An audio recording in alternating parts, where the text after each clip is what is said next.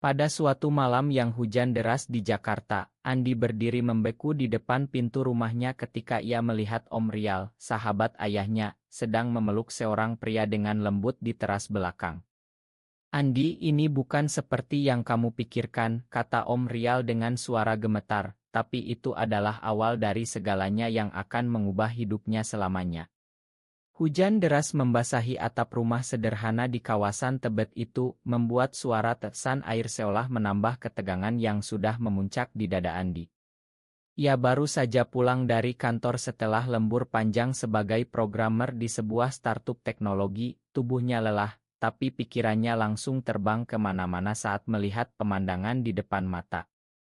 Om Rial, pria berusia 48 tahun yang sudah seperti paman sendiri sejak Andi kecil, selalu datang ke rumah untuk membantu ayahnya berdiskusi bisnis atau sekadar ngobrol santai. Tapi malam ini segalanya terasa berbeda. Pria yang dipeluk Om Rial buru-buru melepaskan diri dan menghilang ke kegelapan gang belakang, meninggalkan aroma rokok dan ketakutan yang menggantung di udara lembab. Andi tidak bisa berkata apa-apa, kakinya seperti terpaku di lantai semen yang basah. Kamu, kamu tidak boleh bilang ke siapa-siapa, Nak, bisik Om Rial sambil mendekat, matanya penuh permohonan yang Andi belum pernah lihat sebelumnya. Ayah Andi, Pak Budi, sedang tidur di dalam rumah setelah seharian mengurus toko spare part mobilnya di pasar Minggu. Ibu Andi, Bu Siti, sibuk di dapur menyiapkan makan malam sederhana. Adik perempuan Andi, Rina, baru saja pulang dari kuliah dan langsung masuk kamar.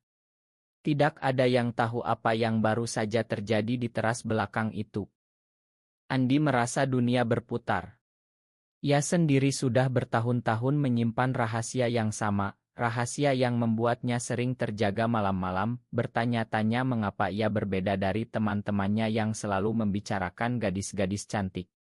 Tapi melihat Om Rial, sahabat ayahnya yang dihormati seluruh keluarga, melakukan hal yang sama, membuat hatinya campur aduk antara shock, lega, dan ketakutan luar biasa. "Masuklah dulu, kita bicara di dalam," ajak Om Rial pelan, tangannya menyentuh bahu Andi dengan lembut, sebuah sentuhan yang tiba-tiba terasa berbeda dari biasanya.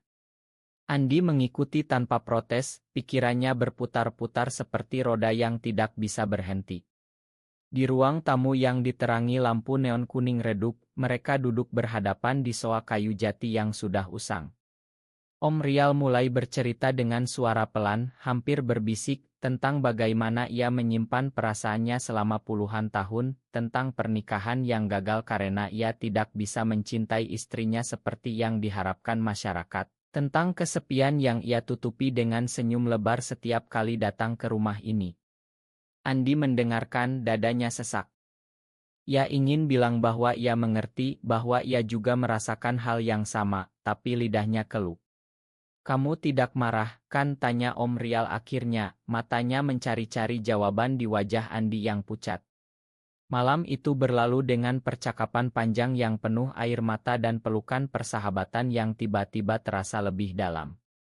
Andi pulang ke kamarnya dengan hati yang lebih ringan sekaligus lebih berat. Ia tidak tahu bahwa pengakuan itu hanyalah awal dari badai yang akan menyapu seluruh keluarganya. Pagi harinya, sinar matahari menyusup melalui jendela kamar Andi, membangunkannya dari mimpi buruk yang campur aduk. Ia bangun dengan perasaan aneh, seolah malam tadi hanyalah mimpi. Tapi ketika ia melihat pesan di ponsel dari Om Rial yang berbunyi, "Terima kasih telah mendengarkan, Nak. Jaga rahasia kita." Andi tahu semuanya nyata.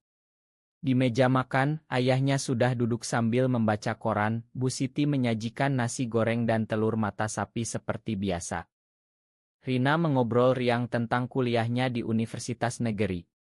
Tidak ada yang tahu apa yang menggelegak di dada Andi. Ia makan dalam diam, pikirannya melayang ke Om Rial yang mungkin sedang di rumahnya di kawasan Kemang, sendirian seperti biasa setelah istrinya meninggal 5 tahun lalu. Sepanjang hari di kantor, Andi tidak bisa berkonsentrasi. Teman kerjanya, Budi, bertanya kenapa wajahnya pucat, tapi Andi hanya tersenyum tipis dan bilang capek saja.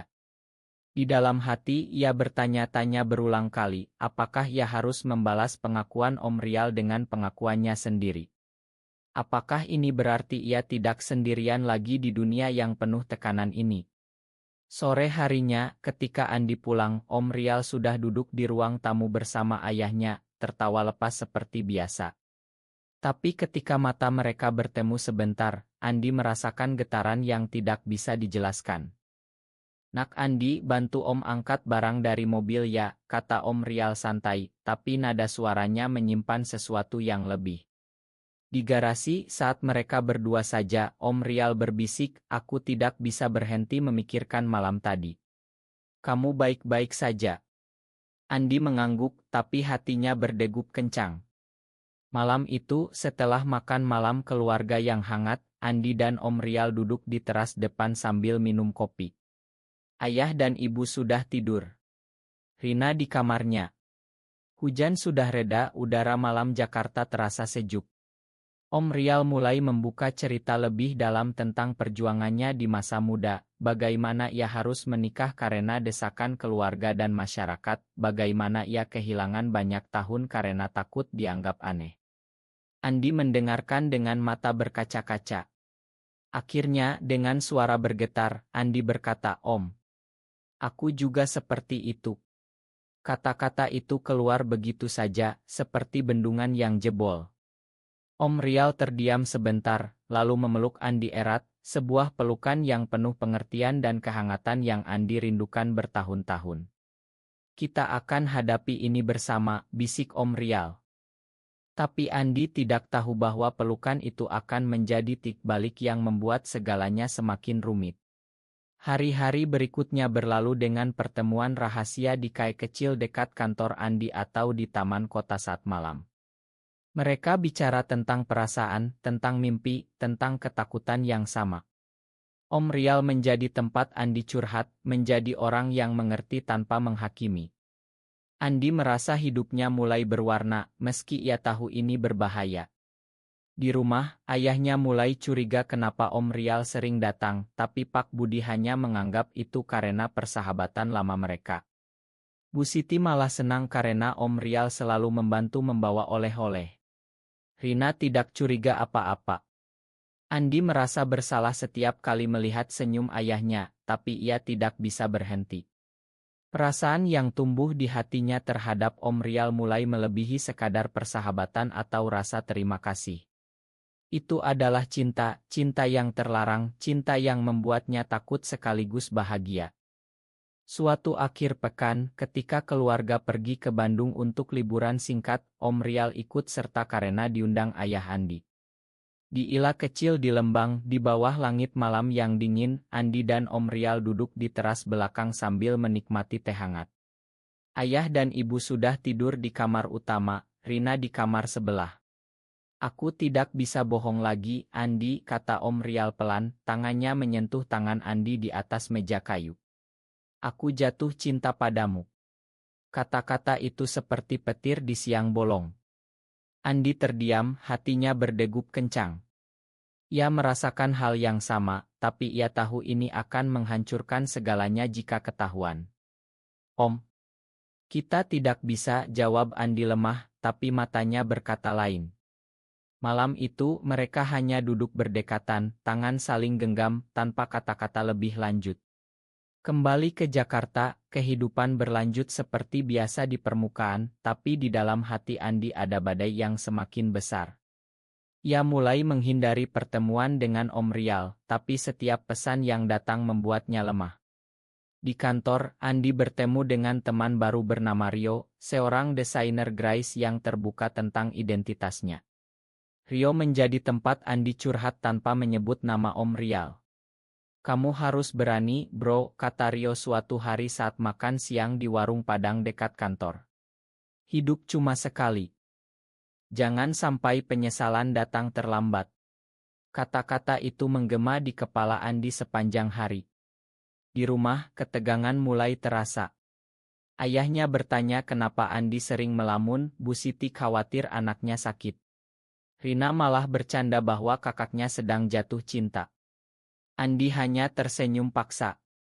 Suatu malam, ketika Om Rial datang lagi ke rumah untuk membantu ayahnya memperbaiki mobil di garasi, Andi tidak tahan lagi.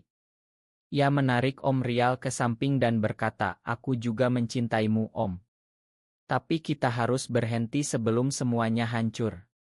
Om Rial memandangnya dengan mata penuh kasih, "Aku tahu risikonya, tapi aku tidak bisa berpura-pura lagi."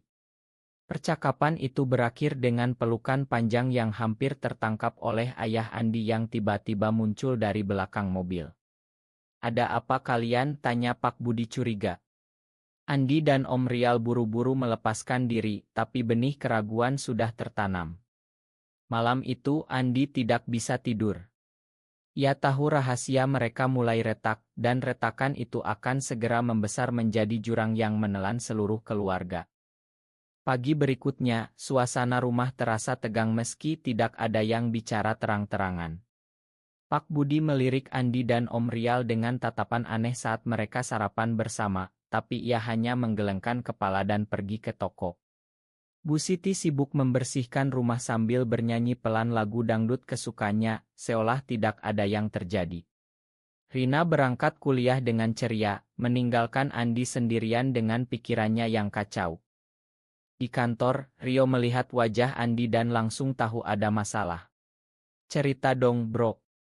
Kamu kelihatan seperti habis digebuk," kata Rio sambil menawarkan kopi hitam dari Ending Machine. Andi akhirnya menceritakan sedikit, tanpa menyebut nama, tentang perasaan yang tumbuh terhadap seseorang yang terlalu dekat dengan keluarga. Rio mendengarkan dengan sabar, lalu berkata, "Di Indonesia ini memang berat, tapi kamu tidak sendiri. Ada komunitas kecil yang bisa bantu kamu cari jalan keluar." Andi mengangguk, tapi hatinya masih ragu. Sore harinya, Om Rial mengirim pesan, "Kita ketemu di taman kota malam ini. Aku perlu bicara." Andi setuju meski tahu ini berbahaya. Di Taman Suropati yang sepi, di bawah lampu taman yang redup, mereka duduk di bangku kayu. Om Rial memegang tangan Andi dan berkata, "Aku tidak bisa berhenti memikirkan kamu. Setiap hari aku bertanya-tanya, apakah ini salah atau justru yang benar untuk kita berdua." Andi merasakan kehangatan yang sama, tapi ia juga melihat bayangan ayahnya yang marah jika tahu. "Kita harus pelan-pelan, Om. Keluarga kita terlalu dekat." Percakapan itu berlanjut hingga larut, penuh dengan cerita masa lalu Om Rial tentang bagaimana ia kehilangan teman-teman karena rahasianya, tentang tekanan dari tetangga dan saudara yang selalu bertanya kapan ia menikah lagi. Andi merasa semakin dekat, semakin mengerti bahwa perjuangan mereka sama. Kembali ke rumah, Andi melihat ayahnya duduk di ruang tamu menunggu. "Kamu sering keluar malam ya akhir-akhir ini? Ada apa sebenarnya?" tanya Pak Budi dengan suara tegas. Andi mengarang alasan tentang proyek kantor, tapi ia tahu ayahnya tidak sepenuhnya percaya. Hari-hari berikutnya, Andi mulai merasakan perubahan kecil di rumah. Om Rial masih datang, tapi interaksi mereka dijaga agar tidak terlalu mencolok.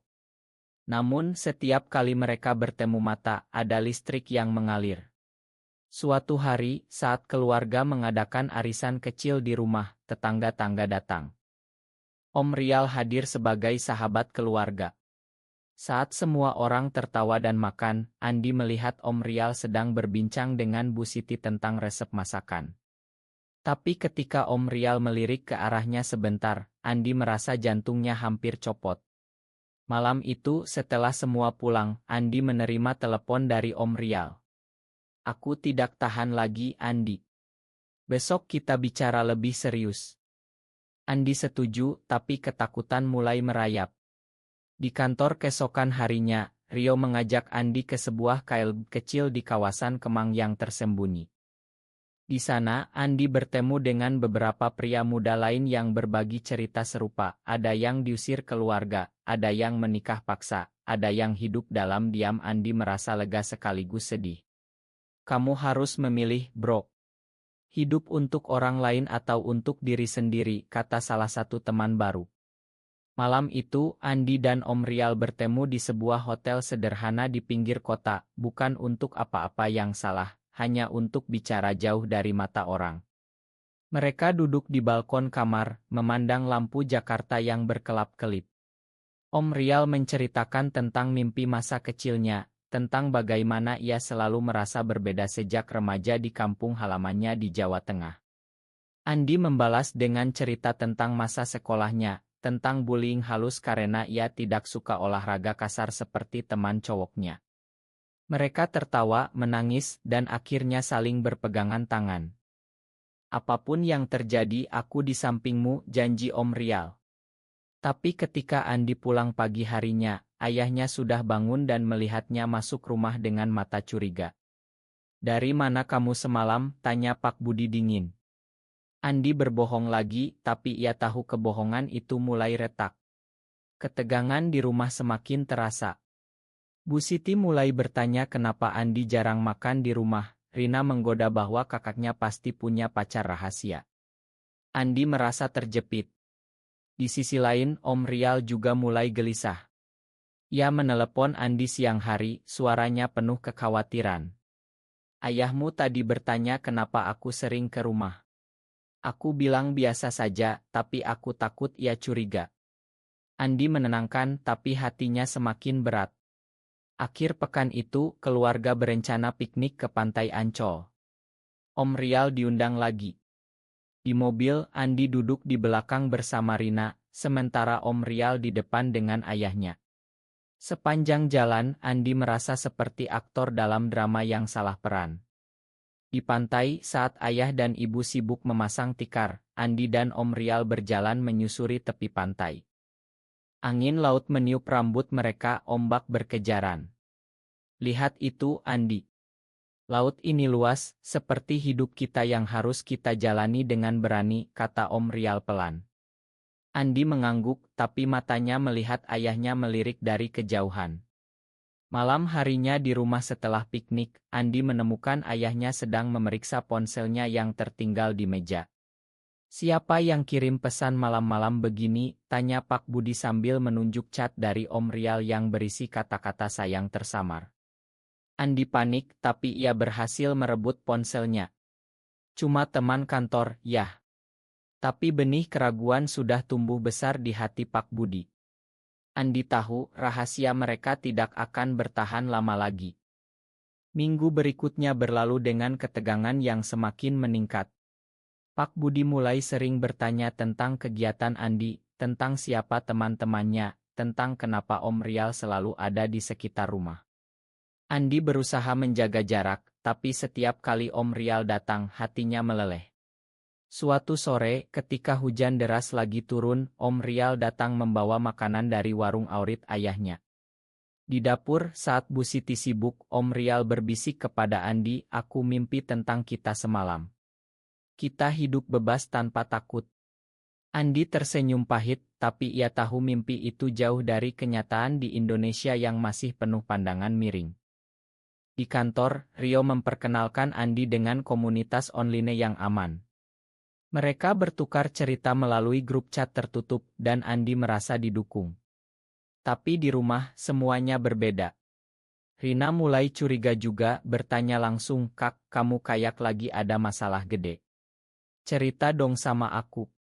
Andi hanya menggeleng, tapi adiknya yang pintar itu tidak mudah dibohongi. Malam itu, Andi duduk di kamar sambil memandang foto keluarga di dinding. Ia membayangkan bagaimana reaksi ayahnya jika tahu yang sebenarnya. Pak Budi, pria keras kepala yang selalu mengajarkan nilai-nilai tradisional, pasti akan marah besar. Tapi Andi juga tahu ia tidak bisa hidup dalam kebohongan selamanya. Om Rial menelepon larut malam, suaranya lelah. Ayahmu tadi siang meneleponku, bertanya apakah ada yang aneh antara kita. Aku bilang tidak, tapi aku merasa ia tidak percaya. Andi merasa dunianya runtuh perlahan. Ia memutuskan untuk bertemu Om Rial besok di tempat biasa, sebuah kai kecil di Menteng. Di sana, di sudut meja yang tersembunyi, mereka bicara panjang lebar tentang masa depan. Om Rial mengusulkan agar mereka menjaga jarak sementara, tapi Andi tahu itu tidak mungkin. Aku mencintaimu, Om. Tapi aku juga mencintai keluargaku, kata Andi dengan air mata mengalir. Om Rial memeluknya di mobil parkir, pelukan yang penuh pengorbanan dan kasih. Keesokan harinya, bencana kecil terjadi. Bu Siti menemukan catatan kecil di saku baju Andi yang jatuh saat dicuci. Catatan itu berisi tulisan tangan Om Rial, "Aku selalu ada untukmu." Bu Siti tidak bilang apa-apa, tapi Andi melihat tatapan ibunya berubah. Ketegangan di rumah semakin terasa seperti bom waktu. Di akhir pekan, saat keluarga berkumpul untuk makan malam spesial ulang tahun Rina, Om Rial datang dengan kue besar. Semua tertawa, tapi Andi melihat ayahnya mengamati setiap gerak-gerik mereka. Saat semua sibuk, Pak Budi menarik Andi ke samping di garasi. "Anakku, ada yang kamu sembunyikan dari ayah?" tanya Pak Budi dengan suara rendah tapi tegas. Andi menggeleng, tapi keringat dingin mengalir di punggungnya. Malam itu berakhir dengan Andi menangis sendirian di kamar. Ia merasa terjebak antara cinta dan keluarga. Om Rial mengirim pesan, "Kita harus kuat." Andi membalas dengan hati berat. Hari-hari berikutnya, Andi mulai mencari bantuan dari konselor online yang direkomendasikan Rio. Ia belajar tentang penerimaan diri, tentang bagaimana banyak pria di Indonesia menghadapi hal serupa. Itu memberinya kekuatan, tapi juga membuatnya sadar bahwa perjalanan ini panjang. Suatu malam, ketika hujan deras lagi, Om Rial datang ke rumah dalam keadaan basah kuyup. "Aku tidak bisa jauh darimu," katanya di teras. Mereka bicara pelan di bawah atap yang bocor sedikit. Ayah Andi tiba-tiba keluar, melihat mereka berdua basah kuyup. "Apa yang kalian lakukan di sini malam-malam?" suaranya penuh curiga. Andi dan Om Rial buru-buru masuk, tapi udara sudah penuh ketegangan. Pak Budi tidak tidur malam itu, Andi tahu dari lampu kamar yang menyala sampai pagi. Rahasia mulai bocor, dan Andi merasa ia harus siap menghadapi konsekuensinya. Di kantor, Rio melihat perubahan Andi dan mengajaknya ke pertemuan komunitas kecil. Di sana, Andi mendengar cerita orang-orang yang kehilangan keluarga tapi menemukan kebahagiaan baru. Itu membuatnya berpikir ulang tentang hidupnya. Pulang malam, ia menemukan ibunya menunggu di ruang tamu. "Ibu tahu ada sesuatu, Nak." "Cerita sama ibu." Andi hampir cerita, tapi ia menahan diri. Malam itu, ia menelepon Om Rial dan bilang, "Mungkin kita harus berpisah sementara." Om Rial diam lama, lalu berkata, "Aku mengerti, tapi hatiku tidak rela." Keputusan itu membuat Andi merasa hampa, tapi ia tahu itu untuk melindungi semua orang. Namun, hati manusia tidak selalu bisa dikendalikan. Beberapa hari kemudian, Om Rial datang lagi dan mereka bertemu diam-diam di taman. Pelukan mereka kali ini penuh keputusasaan dan harapan. Andi merasa semakin dewasa, semakin mengerti bahwa cinta sejati datang dengan pengorbanan. Tapi pengorbanan itu mulai terasa mahal. Ketegangan di rumah mencapai titik di mana setiap kata terasa seperti bom. Pak Budi mulai menghindari Om Rial, alasan bisnis yang dulu sering dibahas sekarang terasa dingin. Bu Siti sering menatap Andi dengan mata penuh pertanyaan yang tidak terucap. Rina yang biasanya ceria, sekarang sering bertanya langsung ke Andi tentang apa yang terjadi. "Kak, kalau ada masalah, cerita sama aku. Kita keluargakan," kata Rina suatu malam di kamar Andi. Andi hanya tersenyum lemah dan memeluk adiknya erat. Di kantor, Rio menjadi tumpuan utama. Ia mengajak Andi ke acara kecil komunitas di sebuah rumah pribadi di kawasan South Jakarta. Di sana, Andi bertemu dengan pria-pria sesianya yang sudah lebih dulu keluar dari lemari dan menghadapi keluarga. Cerita mereka memberi Andi kekuatan untuk terus maju. "Kamu harus bicara dengan ayahmu pelan-pelan," saran salah satu peserta. Andi mengangguk, tapi ia tahu itu tidak semudah itu. Om Rial, di sisi lain, mulai menjaga jarak. Ia jarang datang ke rumah, tapi pesan-pesannya tetap datang setiap malam, penuh dukungan dan cinta. Andi membalas dengan hati campur aduk. Suatu hari, saat Andi sedang lembur di kantor, ia mendapat telepon dari ibunya. "Nak, ayahmu marah besar.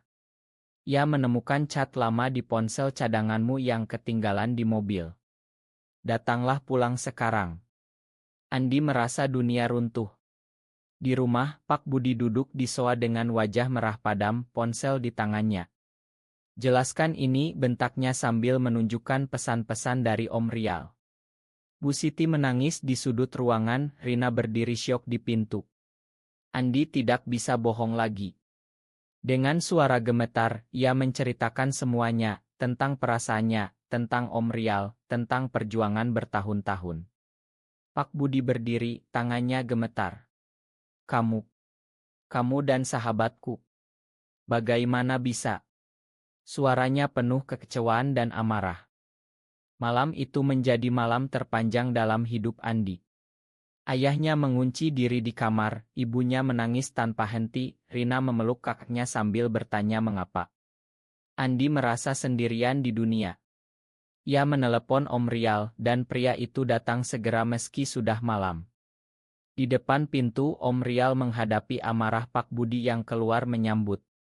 "Kamu mengkhianati aku, Rial. Kamu menggoda anakku," teriak Pak Budi. Om Rial berdiri tegar, menjelaskan bahwa ini bukan godaan, tapi cinta yang tumbuh alami. Percakapan itu penuh teriakan dan air mata. Bu Siti mencoba menengahi, tapi hatinya juga hancur. Rina menangis di kamar. Andi merasa ini akhir dari segalanya. Keesokan harinya, rumah terasa seperti kuburan. Pak Budi tidak bicara dengan siapapun. Om Rial dilarang datang lagi. Andi pergi ke kantor dengan mata bengkak, Rio langsung tahu dan memberi dukungan. "Ini bagian dari perjalanan, bro. Keluarga butuh waktu." Andi mengangguk, tapi hatinya sakit. Di sore hari, ia bertemu Om Rial di tempat rahasia. Mereka duduk diam, tangan saling genggam. "Aku siap pergi jika itu yang terbaik untukmu," kata Om Rial. Andi menangis, "Jangan pergi, Om. Aku butuh kamu." Tapi mereka tahu ini tidak bisa berlanjut seperti dulu. Minggu-minggu berikutnya adalah masa ujian berat. Pak Budi mulai bicara lagi, tapi dingin. Bu Siti mencoba memahami dengan membaca buku-buku tentang identitas yang dibawa Rina diam-diam. Rina, adik kecil Andi, justru menjadi pendukung pertama. "Kak, aku tetap sayang kakak apa adanya," katanya suatu malam. Itu memberi Andi sedikit harapan. Om Rial, di sisi lain, mulai menjauh dari keluarga untuk memberi ruang. Ia pindah sementara ke Bandung untuk mengurus bisnisnya di sana. Andi merasa kehilangan, tapi ia mulai belajar mandiri. Di kantor, ia promosi jabatan dan Rio memperkenalkannya dengan teman baru yang mengerti perjuangannya. Andi mulai ikut kegiatan komunitas lebih sering, belajar bahwa ada banyak jalan untuk hidup bahagia. Suatu hari, Pak Budi memanggil Andi ke ruang tamu. "Ayah masih marah, tapi ayah juga mencintaimu. Kita bicara pelan-pelan." Percakapan itu penuh air mata, penuh pertanyaan, tapi juga awal dari pemahaman. Bu Siti ikut bergabung memeluk Andi erat. "Ibu hanya ingin anak ibu bahagia." Andi merasa beban di dadanya mulai ringan. Tapi Om Rial masih jauh di Bandung dan hubungan mereka terasa renggang. Andi memutuskan untuk naik kereta ke Bandung akhir pekan itu. Di stasiun, Om Rial menjemput dengan senyum lelah. Mereka berjalan di jalanan Bandung yang sejuk, bicara tentang masa depan. "Mungkin kita bisa mulai lagi pelan-pelan setelah keluargamu menerima," kata Om Rial. Andi mengangguk, hatinya penuh harapan. Kembali ke Jakarta, Andi menceritakan pertemuan itu kepada ibu dan adiknya. Pak Budi masih diam, tapi ia tidak marah lagi. Perjalanan Andi menuju penerimaan diri semakin jelas. Ia mulai terbuka dengan teman kantor yang dekat, dan Rio menjadi sahabat sejati. Tapi di dalam hati ia tahu badai belum sepenuhnya lewat. Celima datang pada bulan berikutnya saat Lebaran tiba. Keluarga besar berkumpul di rumah kakek di Bogor. Om Rial diundang lagi karena Pak Budi, meski masih dingin, tidak ingin memutus persahabatan lama sepenuhnya. Di rumah besar itu, penuh saudara dan tetangga, Andi merasa tegang setiap kali Om Rial lewat. Malam takbiran, saat semua orang sholat dan bernyanyi, Andi dan Om Rial bertemu di belakang rumah di bawah pohon mangga. "Aku rindu," bisik Om Rial. Mereka berpelukan sebentar, tapi seseorang melihat. Keesokan paginya, gosip mulai beredar di antara saudara-saudara. Pak Budi mendengarnya langsung dari adiknya. Amarahnya meledak lagi. "Kalian menghancurkan nama keluarga," teriaknya di depan semua orang. Andi berdiri di tengah, air mata mengalir. Bu Siti menangis, Rina memeluk kakaknya. Om Rial berdiri tegar, siap menerima semua. Malam itu menjadi konfrontasi besar. Semua keluarga besar berkumpul, pertanyaan demi pertanyaan dilontarkan. Andi menceritakan perjuangannya sejak kecil, tentang tekanan masyarakat, tentang bagaimana cinta tidak memilih siapa. Beberapa saudara marah, beberapa diam saja. Pak Budi duduk dengan kepala tertunduk. "Ayah kecewa, tapi ayah juga salah karena tidak pernah bertanya tentang perasaanmu," katanya akhirnya. Itu adalah kata-kata pertama yang membuka pintu. Om Rial meminta maaf kepada sahabatnya, "Aku tidak pernah berniat mengkhianati. Ini terjadi begitu saja." Hari-hari setelah Lebaran penuh diskusi keluarga. Bu Siti mulai mencari informasi dari konselor, Rina menjadi mediator. Andi merasa tumbuh, ia belajar bahwa kebenaran memang menyakitkan tapi juga membebaskan. Om Rial kembali ke Jakarta, dan mereka bertemu secara terbuka sekarang, meski masih hati-hati. Di kantor, Andi semakin percaya diri, ia bahkan berani cerita sedikit kepada atasan yang mengerti. Perjalanan emosional Andi mencapai titik di mana ia bisa memakan diri sendiri dan mulai memakan orang lain. Tapi konflik dengan sebagian keluarga besar masih ada, membuatnya sadar bahwa perubahan butuh waktu. Suatu malam, di rumah, Pak Budi memanggil Andi dan Om Rial ke ruang tamu. "Ayah masih berusaha mengerti. Jangan sakiti keluarga ini lagi. Itu bukan penerimaan penuh, tapi awal yang baik." Andi dan Om Rial mengangguk, tangan mereka saling genggam di bawah meja. Andi merasa ia telah tumbuh menjadi pria yang lebih kuat, yang bisa menghadapi dunia dengan kepala tegak. Bulan-bulan berikutnya membawa perubahan pelan tapi pasti. Keluarga mulai belajar menerima, meski tidak semua. Pak Budi masih kadang diam, tapi ia tidak lagi marah. Bu Siti sering memeluk Andi dan bilang ia bangga dengan keberanian anaknya. Rina menjadi pendukung terbesar, bahkan ikut ke acara komunitas bersama kakaknya. Om Rial kembali menjadi bagian dari keluarga, tapi sekarang dengan batas yang jelas dan hormat. Andi mulai hidup lebih terbuka, ia pindah ke apartemen kecil bersama Rio sebagai teman serumah untuk belajar mandiri. Di sana, ia sering bertemu Om Rial, dan cinta mereka tumbuh lebih dewasa, penuh pengertian. Suatu hari di pantai Parangtritis saat liburan keluarga kecil, Andi dan Om Rial berjalan di tepi pantai saat sunset. Tangan mereka saling genggam, angin laut membawa harapan baru. Andi melihat ayahnya dari kejauhan tersenyum tipis, seolah mulai menerima. Perjalanan panjang itu mengajarkan Andi tentang kekuatan cinta yang tulus, tentang pengorbanan yang tidak sia-sia, dan tentang bagaimana keluarga bisa berubah jika ada keberanian. Ia sekarang bekerja di proyek baru yang memberi ruang untuk kreativitasnya, dan ia sering berbagi cerita dengan komunitas untuk membantu yang lain. Om Rial juga bahagia, bisnisnya berkembang, dan persahabatannya dengan Pak Budi perlahan pulih.